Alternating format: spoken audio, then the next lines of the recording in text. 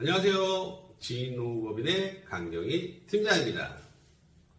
많은 건설사업장들은 현장에서 근무하는 일용직 근로자가 부족한 경우 인력사무소를 통해 일용직 인원을 채용하고 계실 겁니다. 그런데 이렇게 인력사무소에서 채용한 일용직 근로자에 대해서 인력사무소와 세금계산서 처리를 하면서도 문제가 되는 건 없는지, 또는 인력사무소 일용직에 대해 4대 보험 처리는 누가 해야 하는지 한 번씩은 고민을 해보셨을 겁니다.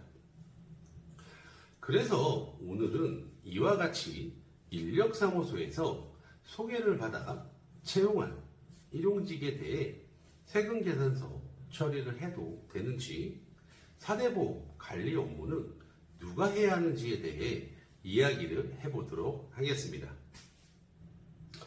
오늘 내용과 연관된 기사 내용을 같이 보면서 얘기를 하도록 할게요. 기사 내용은 인력사무소를 통한 일용직 임금지급 관련 대법원 판례 내용이고요. 해당 사건 내용을 요약해보자면, 건설사업장에서는 인력사무소를 통해 일용직 임금을 지급하기로 하였고, 건설사업장으로부터 일용직 임금을 받은 인력사무소가 일용직에게 임금을 미지급하여 일용직들이 건설사업장을 상대로 임금 청구 소송을 한 내용입니다. 여기서 주의 깊게 생각해 보셔야 할 부분은, 건설사업장은 인력사무소의 임금을 모두 지급하였는데 일용직 근로자들이 건설사업장을 상대로 소송을 했다는 것인데요. 일용직 근로자들은 왜 인력사무소가 아닌 건설사업장으로 소송을 하였을까요? 그 이유는 이 사건의 판결 내용을 보시면 알 수 있습니다. 판결 내용은 인력사무소를 통한 일용직 근로자 임금 지급은 무효라고 대법원에서 판결을 하였고, 소송을 제기한 일용직 근로자들이 승소를 하였습니다. 즉, 인력사무소를 통한 임금 지급은 무효이기 때문에 건설사업장은 일용직 근로자들에게 임금을 다시 지급하라는 것이죠. 대법원에서 무효라고 판단한 결정적인 근거는, 근로기준법상 임금은 통화로 직접 근로자에게 전에 지급을 해야 하는데 인력사무소를 통해 임금을 지급하였기 때문에 직접 지급의 원칙에 위배되므로 이는 무효라고 판단을 한 것입니다. 그럼 처음으로 돌아와서 일용직 임금에 대해 인력사무소와 세금계산서 처리를 하더라도 문제가 없을까요? 마찬가지로 일용직 근로자에게 임금을 직접 지급한 것이 아니라면 문제가 발생할 수 있겠죠. 물론 임금사고가 발생하지 않는다면 괜찮겠지라고 생각할 수도 있겠지만, 어쨌든 이렇게 임금 전체에 대해 인력사무소와 세금계산서 처리를 한다면 언제 터질지 모르는 잠재적인 문제가 생길 수 있다는 것입니다. 그럼 이러한 문제가 발생하지 않게 하기 위해서는 어떻게 해야 할까요?